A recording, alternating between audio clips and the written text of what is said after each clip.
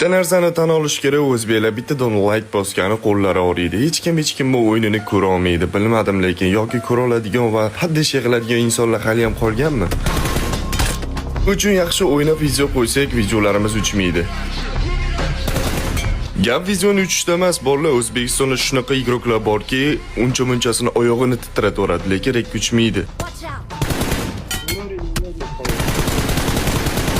Nima uchun bunday gapirib chiqyapsiz deganlar uchun bolalar menga xalqda e'tiborini berib qo'ygan. Allohim, men shu narsalarda hozir xalqqa olib chiqmaydigan bo'lsam, keyin hech kim olib chiqmaydi, hech kim beparvo bo'ladi.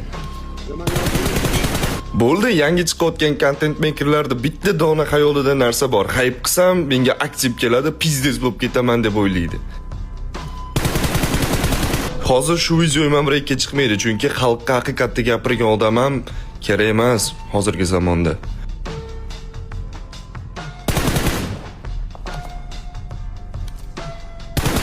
Bo'ldi, bu narsalarga nuqta qo'yish kerak degan odamlar bo'lsa, videomizga like bosib, do'stlarimizga tarqatib qo'yaylik. Zo'r ularda ham ko'z